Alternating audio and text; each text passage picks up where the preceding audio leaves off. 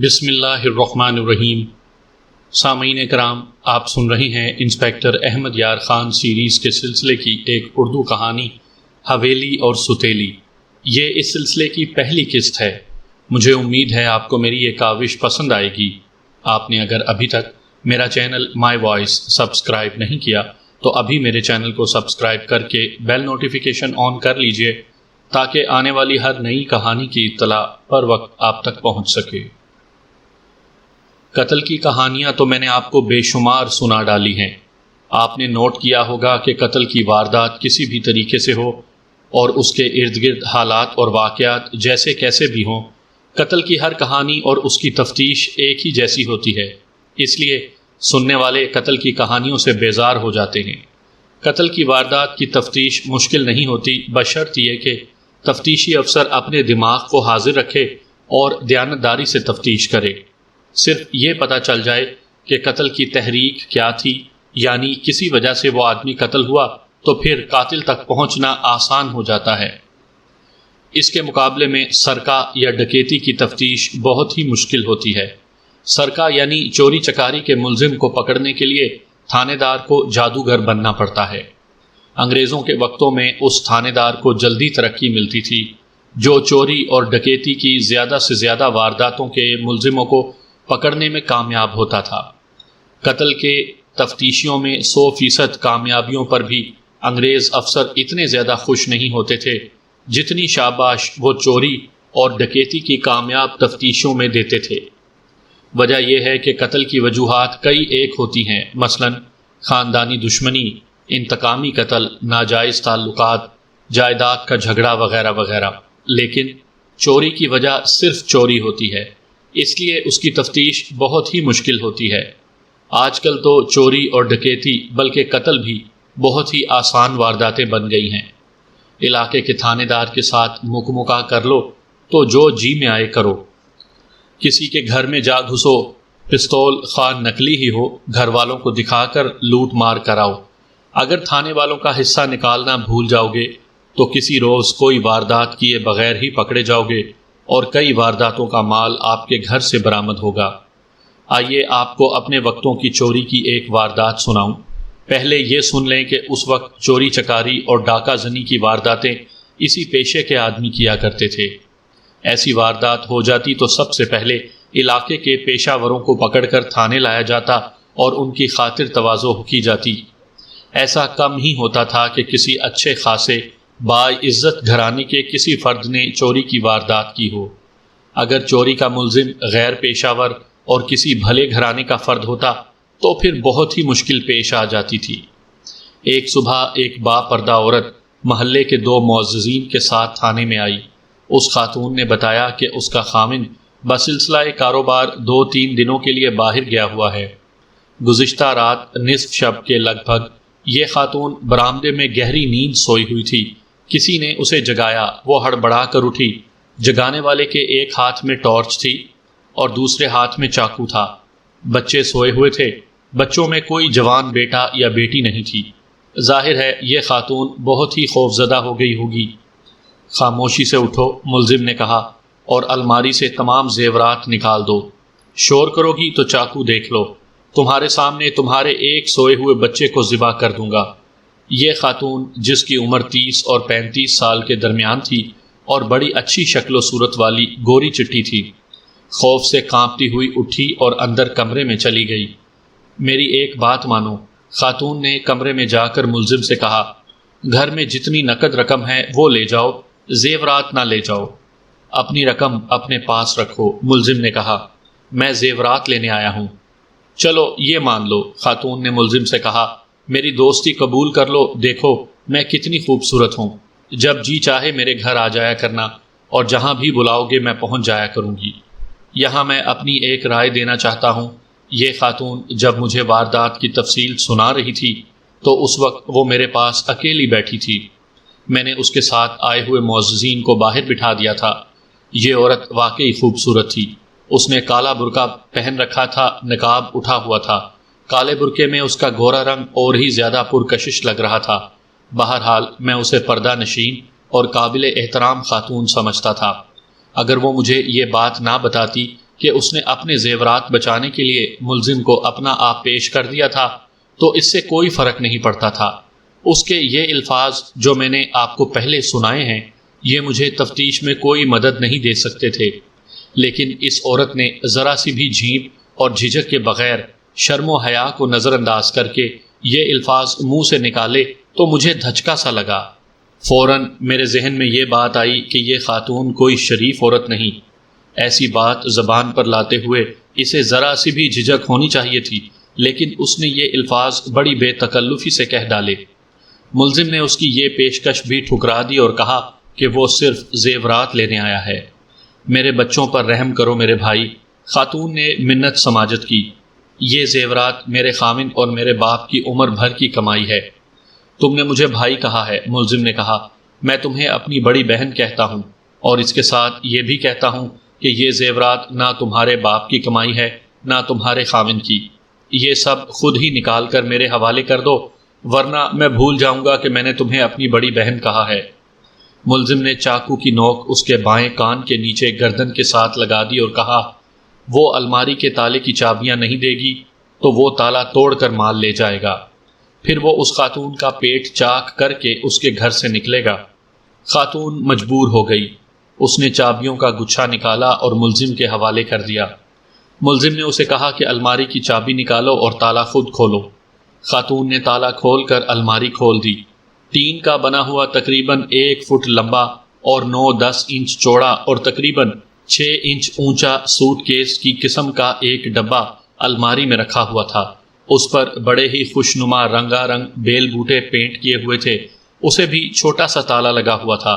خاتون نے یہ ڈبہ اپنے ہاتھوں میں اٹھا کر ملزم کے حوالے کر دیا۔ ملزم کے کہنے پر اس نے ڈبہ کھولا۔ الماری کے ساتھ پلنگ بچھا ہوا تھا۔ ملزم نے زیورات کا ڈبہ پلنگ پر رکھا اور ڈبے میں ہاتھ ڈالا۔ وہ شاید زیورات دیکھنا چاہتا تھا۔ اس کے ایک ہاتھ میں ٹارچ تھی اور دوسرے ہاتھ میں چاقو تھا۔ ڈبے میں ہاتھ ڈالنے سے پہلے اس نے چاقو پلنگ پر رکھ دیا، رکھا بھی اس طرف جس طرف عورت کھڑی تھی۔ عورت نے بڑی پھرتی سے چاقو اٹھا لیا اور ملزم کو مارنے لگی، لیکن ملزم زیادہ تیز نکلا۔ اس نے اس عورت کے اس ہاتھ کی کلائی پکڑ لی جس ہاتھ میں چاقو تھا۔ خاتون جوان تھی، اس نے پوری کوشش کی کہ چاقو ہاتھ سے نہ چھوڑے۔ کچھ دیر کشمکش جاری رہی۔ یہ آخر عورت تھی اور ملزم مرد تھا اور جوان بھی تھا۔ خاتون نے مجھے بتایا کہ اس کا ہاتھ اس طرح ٹیڑھا ہو گیا کہ چاقو کی نوک ملزم کی کلائی پر لگی اور وہاں تھوڑا سا زخم ہو گیا۔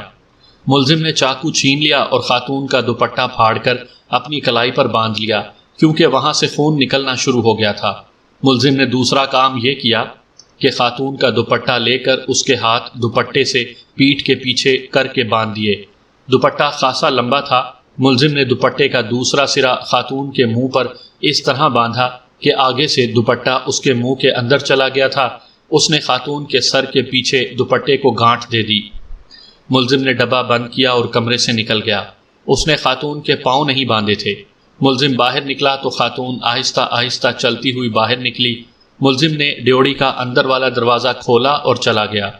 خاتون نے پیٹھ پیچھے بندھے ہوئے ہاتھوں پر زور دیا تو اتفاق سے اس کا ایک ہاتھ آزاد ہو گیا۔ اس نے دوسرا ہاتھ بھی کھول لیا اور منہ سے بھی دوپٹہ کھول دیا۔ پھر اس نے شور مچایا اور محلے کے لوگ آ گئے۔ اس زمانے میں قصبوں میں سرکاری پہرے کا انتظام ہوتا تھا۔ اس محلے کا چوکی دار بھی پہنچ گیا۔ مال جو چوری ہوا وہ صرف زیورات تھے، وہ تمام کے تمام سونے کے تھے۔ خاتون کی رپورٹ ختم ہو گئی۔ میں نے دونوں معززین کو اندر بلا لیا اور انہیں بتایا کہ میں نے ساری بات سن لی ہے اور اب مجھے ذرا گائیڈ کریں۔ میں نے ایک بات یہ ذہن میں محفوظ کر لی تھی کہ ملزم نے کہا تھا کہ الماری سے زیورات نکال دو۔ اس کا مطلب یہ تھا کہ ملزم کو معلوم تھا کہ زیورات الماری میں رکھے ہیں۔ اس سے یہ ظاہر ہوتا تھا کہ اس واردات میں ایک گھر بھیدی بھی تھا۔ یہ کوئی نوکر ہو سکتا تھا یا پھر نوکرانی۔ دوسری بات یہ نوٹ کی کہ ملزم نے خاتون سے یہ کہا تھا کہ تم میری بڑی بہن ہو۔ خاتون کی عمر 30 اور 35 کے درمیان تھی۔ اس سے یہ ظاہر ہوا کہ ملزم 30 سال سے کم عمر کا تھا۔ کیا آپ نے ملزم کو پہچانا نہیں تھا؟ میں نے خاتون سے پوچھا۔ نہیں، خاتون نے جواب دیا۔ اس نے سر اور چہرہ منڈاسے میں یعنی پگڑی میں اس طرح چھپا رکھا تھا کہ صرف آنکھیں نظر آتی تھی۔ کپڑے کیسے تھے؟ میں بہت ڈری ہوئی تھی، خاتون نے جواب دیا، اور گھبراہٹ اتنی زیادہ تھی کہ میں ملزم کے کپڑے اور ان کا رنگ اچھی طرح نہ دیکھ سکی۔ میرا خیال ہے کہ قمیض سفید تھی اور اس پر ہلکے رنگ کی دھاریاں تھیں اور نیچے غالباً پجامہ تھا۔ میں اس لیے بھی اسے اور اس کے کپڑوں کو اچھی طرح نہ دیکھ سکی کہ اس نے زیادہ دیر ٹارچ کی روشنی میرے منہ پر رکھی تھی۔ ٹارچ کا سائز کیا تھا؟ میں نے پوچھا۔ چھوٹی تھی، درمیانے سائز کی تھی یا لمبے سائز کی؟ آپ نے چھوٹی بڑی ٹارچیں اکثر دیکھی ہوں گی۔ میں بتاتی ہوں، خاتون نے کہا۔ ٹارچ بالکل چھوٹی نہیں تھی اور بہت لمبی بھی نہیں تھی۔ میں نے بتایا ہے کہ ٹارچ کی روشنی میری آنکھوں میں پڑ رہی تھی، اس لیے میں کوئی چیز اچھی طرح نہیں دیکھ سکی۔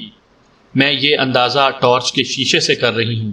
شیشہ درمیانے سائز کا تھا، اور خاص بات یہ کہ ٹارچ کا شیشہ ٹوٹا ہوا تھا۔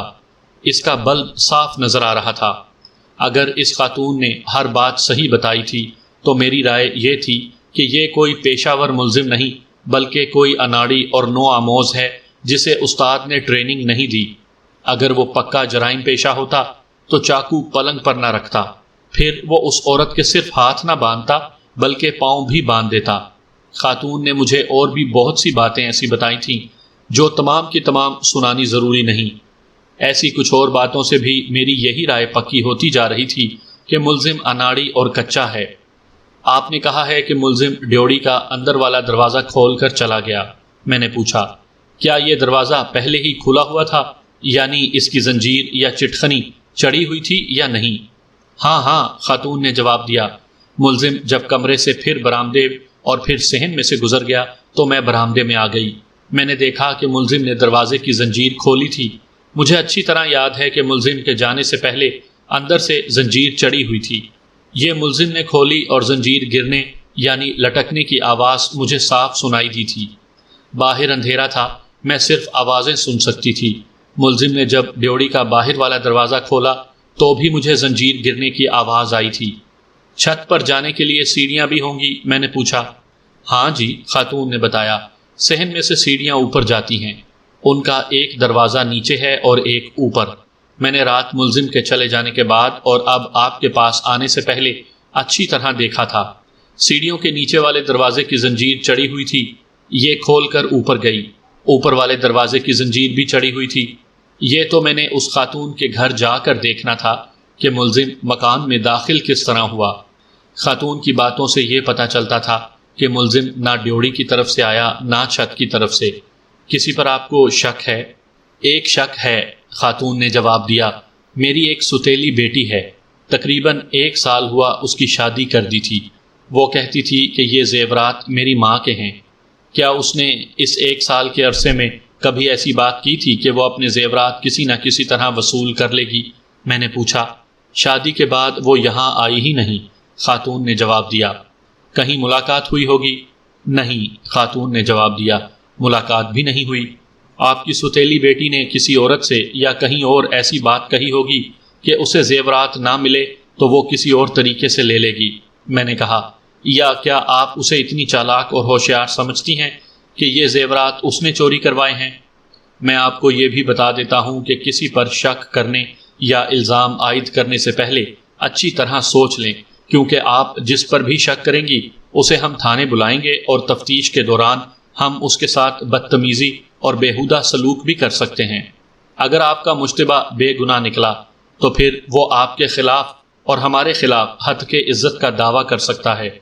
یہ نہ کرے تو میرے اعلیٰ افسروں کو درخواست دے سکتا ہے۔ پھر یہ نہ آپ کے لیے اچھا ہوگا نہ میرے لیے۔ آپ نے مجھے گمراہ نہیں کرنا۔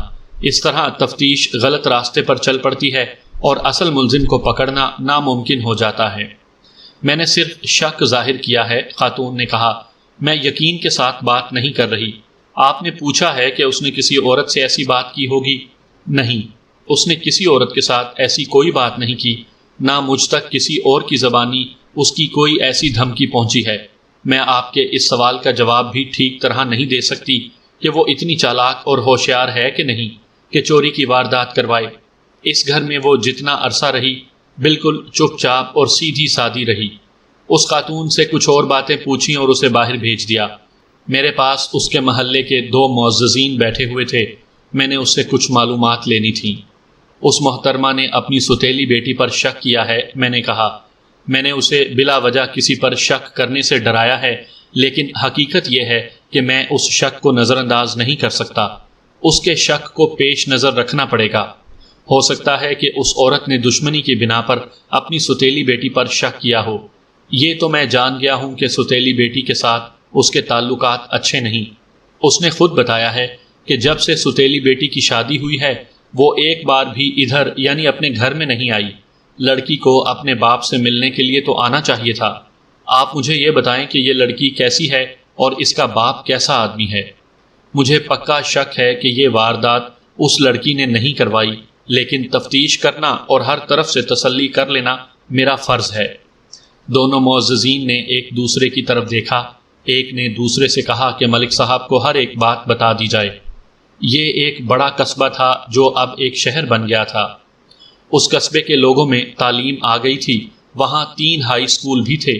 مسلمان تعلیم حاصل کرنے سے ذرا گریز کرتے تھے، پھر بھی مہذب لوگ تھے، اچھے برے کی پہچان رکھتے تھے۔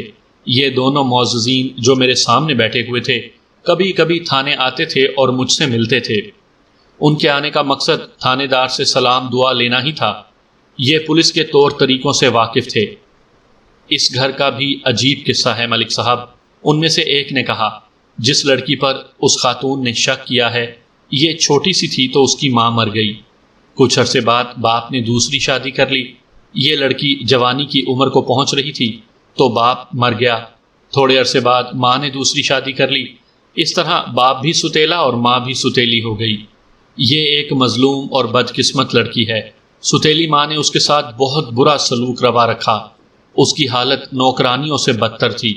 جب باپ بھی ستیلا ہو گیا تو باپ نے بھی اس لڑکی کے ساتھ کوئی اچھا سلوک نہ کیا۔ لڑکی پوری طرح جوان ہو گئی تو اس کی یہ ستیلی ماں مر گئی۔ اس کے ستیلے باپ نے اس عورت کے ساتھ شادی کر لی۔ اس شادی کو کتنا عرصہ ہو گیا ہے؟ 4 سال ہونے کو ہیں، اس نے جواب دیا۔ یہ خاتون بیوہ ہو گئی تھی اور حقیقت یہ ہے کہ ہم دونوں ان کے محلے دار ہیں۔ اس لڑکی کے سگے ماں باپ بہت اچھے لوگ تھے۔ لڑکی کی بدقسمتی یہ رہی کہ اس کا کوئی چچا تایا یا ماموں نہیں جو اس کے سر پر ہاتھ رکھ لیتا۔ ہمارے گھروں کی عورتوں نے ہمیں بتایا تھا کہ اس لڑکی کے سگے ماں باپ نے بچپن سے ہی اس کے لیے جہیز بنانا شروع کر دیا تھا۔ وہ عقل مند تھے، انہوں نے زیادہ تر سونے کا زیور بنایا تھا۔ اب دیکھیے کہ یہ اتنی بڑی حویلی جو اس لڑکی کو ملنی چاہیے تھی اس پر غیروں کا قبضہ ہو گیا۔ زیورات کے متعلق ہم کچھ نہیں کہہ سکتے کہ اس خاتون نے لڑکی کو شادی کے وقت کچھ دیا بھی تھا یا نہیں۔ میں صرف اس حویلی کے حالات اور وہ انقلابات سنا رہا ہوں جو ہماری آنکھوں کے سامنے پیدا ہوئے۔ اس لڑکی کے متعلق آپ کی کیا رائے ہے؟ میں نے پوچھا۔ اور اس کا خاوند کیسا آدمی ہے؟ لڑکی کے متعلق ہم نے کبھی کوئی ایسی ویسی بات تو نہیں سنی، اس نے جواب دیا۔ لڑکی ٹھیک ہے ملک صاحب، دوسرے آدمی نے کہا۔ اکثر ایسے ہوتا ہے کہ جن لڑکیوں پر بچپن سے ہی ظلم و ستم شروع ہو جائے اور ان کی ساری زندگی اسی طرح غلاموں اور زر خرید لونڈیوں کی طرح گزرے، ان کے چال چلن ٹھیک نہیں رہتے۔ آپ ماشاءاللہ دانش مند اور جہاں دیدہ ہیں۔ آپ خود سمجھ سکتے ہیں کہ جس مظلومیت اور جن برے حالات میں یہ لڑکی جوان ہوئی ہے، ایسے حالات ایمان کو بھی قائم نہیں رہنے دیتے۔ اس لڑکی کو آوارہ ہو جانا چاہیے تھا، لیکن اسے ایسی چک لگ گئی کہ کوئی بلاتا تھا تو بولتی تھی، ورنہ گھر کے کام دھندوں میں ہی لگی رہتی تھی۔ میری بیوی تو اس لڑکی کی بہت ہی تعریفیں کرتی رہتی ہے، اس کا ساتھی بولا۔ میری بیوی کہتی ہے کہ اس نے اس لڑکی کو نماز پڑھتے بھی دیکھا ہے اور اس کے چہرے پر ایک اداسی کا ہی تاثر رہتا ہے۔ میں نہیں مانتا کہ اس لڑکی نے چوری کروائی ہو۔ یہ تو میں بھی نہیں مانتا، میں نے کہا۔ اگر اس لڑکی نے ہی چوری کروانی ہوتی تو 1 سال انتظار نہ کرتی۔ اس کا خاوند کیسا آدمی ہے؟ اچھا آدمی ہے، ان میں سے ایک نے کہا۔ 4 بھائی ہیں۔ اس شخص نے شادی کی اور اپنے ماں باپ سے الگ ہو گیا۔ کاروباری آدمی ہے، امبالہ کی ایک پرائیویٹ کمپنی کا کمیشن ایجنٹ اور ٹورنگ سیلز مین ہے۔ اس کے ماں باپ یہاں اس کی شادی نہیں کرنا چاہتے تھے۔ وجہ یہ بتاتے تھے کہ لڑکی نے اچھے ماحول میں پرورش نہیں پائی اور اس میں گھٹن زیادہ ہے، لیکن لڑکا اتنا اچھا ہے کہ وہ کہتا تھا کہ میں اس لڑکی کو ظلم و تشدد سے نجات دلانا چاہتا ہوں۔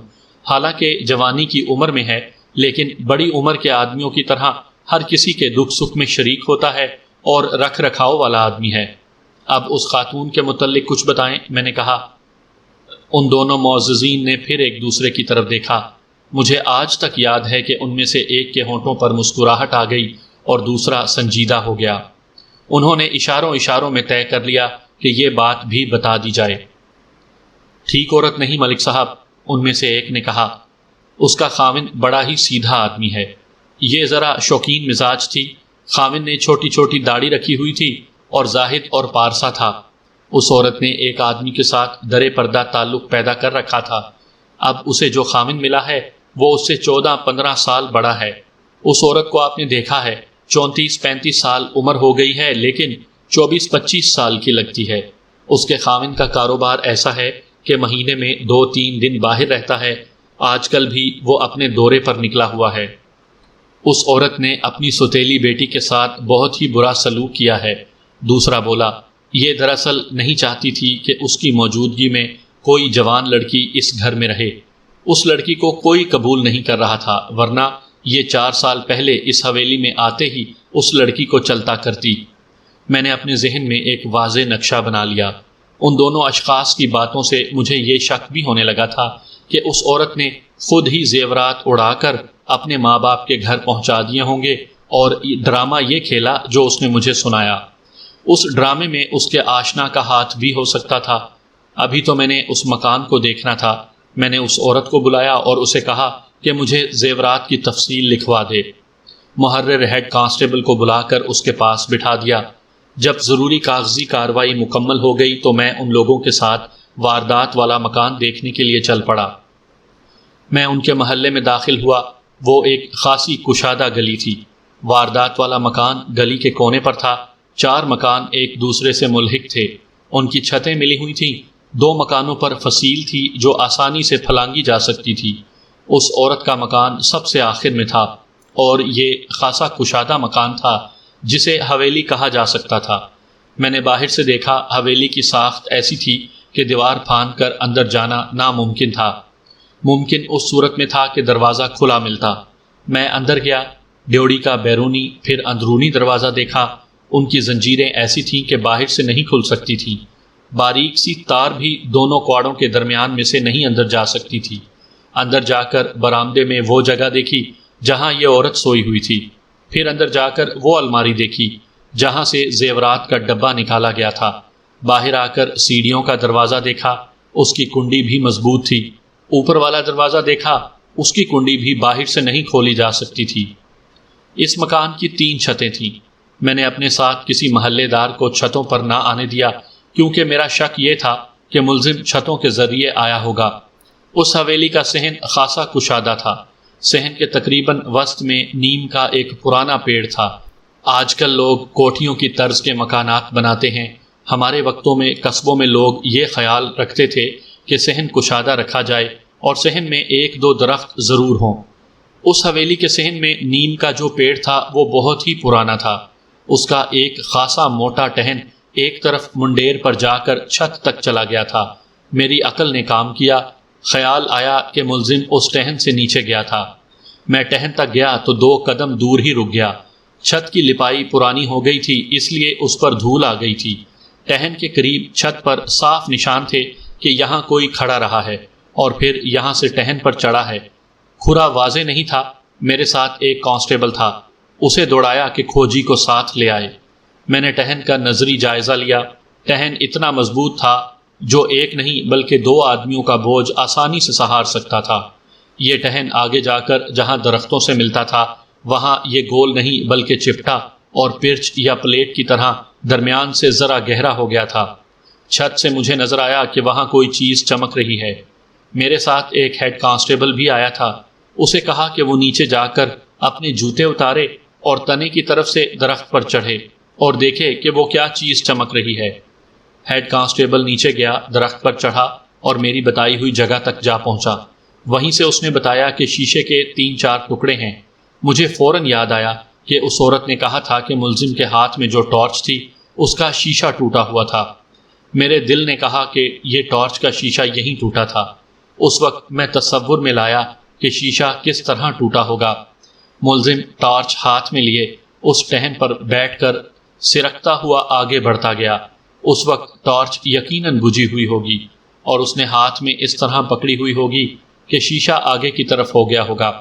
شیشہ سامنے والے عمودی ٹہن یا تنے سے جا لگا اور ٹوٹ گیا، اور اس کے ٹکڑے وہیں رہ گئے جہاں ٹہن کی گولائی ختم ہو گئی تھی۔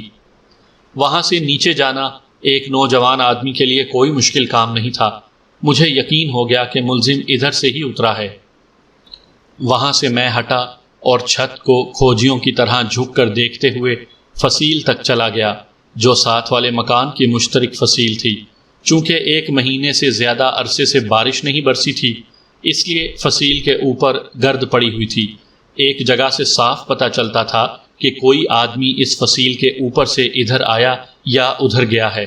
میں فصیل کے اوپر سے ساتھ والی چھت پر چلا گیا۔ اس چھت کی لپائی بھی پرانی تھی۔ کوئی کھرا واضح تو نہیں تھا، لیکن صاف پتہ چلتا تھا کہ یہاں سے کوئی گزرا ہے۔ اس چھت کے آخر میں پھر فصیل تھی، اس کے اوپر بھی کسی کے گزرنے کے نشان بڑے صاف تھے۔ میں نے چاروں مکانوں کی چھتیں دیکھ لیں۔ یہ یقین ہو گیا کہ ملزم چھتوں کے راستے سے آیا ہے۔ اس وقت ذہن میں یہی ایک شبہ آتا تھا کہ ملزم کا تعلق اس حویلی کے ساتھ ملے ہوئے 3 مکانوں میں سے کسی ایک کے ساتھ ہے۔ میں نے حویلی کا پچھواڑا بھی دیکھا، ادھر سے کسی کے آنے کا امکان نہیں تھا۔ کچھ دیر بعد کھوجی دوڑا آیا۔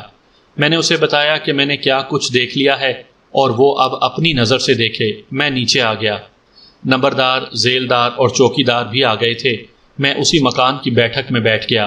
پہلے نمبردار کو بلایا اور اس سے پوچھا کہ یہ ساتھ والے جو 3 گھر ہیں، کیا ان میں کوئی ایسا آدمی ہے جس نے یہ واردات کی ہو؟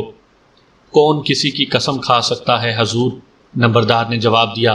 ساتھ والے 2 گھروں میں کوئی ایسا جوان لڑکا ہے ہی نہیں جو ایسی سنگین واردات کرے۔ تیسرا گھر بھی ایسا ہی ہے، وہاں ایک جوان لڑکا ہے جس کی عمر 17-18 سال ہے، لیکن میں یقین کے ساتھ کہتا ہوں کہ وہ اس قسم کا لڑکا نہیں۔ ویسے بھی یہ تینوں ہی گھر بڑے ہی شریف لوگوں کے ہیں۔ نمبردار سے بھی میں نے وہی باتیں پوچھیں جو میں نے اس خاتون کے ساتھ تھانے جانے والے 2 معززین سے پوچھی تھیں۔ نمبردار نے تقریباً وہی جوابات دیے جو انہوں نے دیے تھے۔ اس نے بھی اس لڑکی کو مظلوم اور شریف کہا، اور جس کے ہاں چوری ہوئی تھی اس کے اخلاق اور چال چلن کو اچھا نہ کہا۔ جناب ملک صاحب، نمبردار نے کہا، خاوند زیادہ عمر کا ہے اور عورت جوان ہے۔ وہ خاوند کو جس طرح نچائے وہ اسی طرح ناچتا ہے۔ آخری فیصلہ تو آپ نے ہی دینا ہے۔ میری عقل یہ کہتی ہے کہ سیڑھیوں کے دروازے بند رہے، ڈیوڑی کے اندر والا اور باہر والا دروازہ بھی بند رہا، اور چور اندر جا کر زیورات کا ڈبہ اٹھا لایا۔ چور اندر گیا کس طرح؟ میں نے محلے کے 4 معززین کو اکیلے اکیلے بلا کر یہی باتیں پوچھیں۔ سب کے جواب ایک ہی جیسے تھے۔ اتنے میں کھوجی آ گیا۔ اس نے بتایا کہ ملزم ننگے پاؤں آیا تھا اور وہ چوتھے گھر کی چھت سے ادھر آیا تھا۔ کھوجی نے یہ تصدیق بھی کی کہ ملزم نیم کے درخت سے ہی اترا تھا۔ میں اسی وقت اٹھا اور چوتھے مکان کو دیکھنے کے لیے چلا گیا۔ اس مکان کے ایک طرف جہاں ایک دیوار ختم ہوتی تھی، تھوڑی تھوڑی اینٹیں باہر کو نکلی ہوئی تھیں۔ ان اینٹوں کے ذریعے اس مکان پر چڑھا جا سکتا تھا۔ میں نے اس گھر کے افراد کے متعلق نمبردار کے علاوہ دوسرے معززین سے بھی پوچھا۔ سب نے یقین کے ساتھ کہا تھا کہ اس گھر پر کوئی شک نہیں کیا جا سکتا۔ یہ ضروری نہیں ہوتا کہ 3-4 آدمیوں نے کہہ دیا کہ فلاں شخص شریف ہے یا بد چلن ہے تو شریف پر شبہ نہ کیا جائے اور بد چلن کو دھر لیا جائے۔ انسانی فطرت کے لیے کوئی قسم نہیں کھائی جا سکتی۔ علم نفسیات کے ڈاکٹر اور پولیس والے بہتر جانتے ہیں کہ کبھی کوئی بدماش ایسی نیکی کر گزرتا ہے کہ لوگ حیران رہ جاتے ہیں، اور کبھی کوئی شریف آدمی ایسا گھناؤنا جرم کر گزرتا ہے کہ لوگوں کو یقین ہی نہیں آتا۔ میں نے پوچھا کہ اس گھر پر شک کیوں نہیں کیا جا سکتا؟ ایک باپ ہے جو مسلم ہائی اسکول میں فارسی پڑھاتا ہے، مجھے بتایا گیا۔ شریف اور مرا مٹا ہوا سا آدمی ہے، اس کے بچے چھوٹے ہیں۔ ایک لڑکا بڑا ہے جس کی عمر 16-17 سال ہے، ابھی ابھی اس نے 10ویں پاس کی ہے۔ چپ چاپ سا لڑکا ہے، باپ اسے آگے پڑھانا چاہتا ہے۔ لڑکا ذہین اور محنتی ہے۔ میں نے موقع واردات کی تفتیش کو یہیں تک رہنے دیا اور تھانے چلا گیا۔ مجھے اس کے سوا کوئی سراغ نہیں ملا تھا کہ چور 3 مکانوں کی چھتوں سے گزرتا نیم کے درخت کے ذریعے واردات والے مکان میں اترا تھا۔ عموماً SHO اس قسم کے کیس اپنے جونیئر سب انسپیکٹر یا ASI کو دے دیا کرتے تھے، لیکن میں اس واردات کو کچھ پیچیدہ سمجھ رہا تھا، اس لیے اس کی تفتیش خود ہی کرنے کا فیصلہ کر لیا۔ ایک وجہ یہ بھی تھی کہ میری سروس ابھی زیادہ نہیں ہوئی تھی، یہ میرا دوسرا تھانہ تھا۔ مجھے تفتیش اور سراغ رسانی میں تجربہ حاصل کرنے کا بہت شوق تھا۔ میں نے مخبروں کو بلوایا اور انہیں کہا کہ اس واردات کے متعلق رپورٹ دیں۔ مخبروں کو معلوم تھا کہ رپورٹ کا مطلب کیا ہوتا ہے۔ ان مخبروں میں 3 چھوٹی موٹی وارداتیں کرنے والے بھی تھے۔ میں نے معزز مخبروں کو بھی بلوانا تھا۔ اکثر اوقات یہ بن بلائے بھی آ جایا کرتے تھے۔ جب کوئی واردات ہوتی تھی تو یہ معززین نمبر بنانے کے لیے اکیلے اکیلے تھانے آ جایا کرتے اور اپنی اپنی رپورٹ دیا کرتے تھے۔ ان سے راز کی کوئی نہ کوئی کارآمد بات معلوم ہو جاتی تھی۔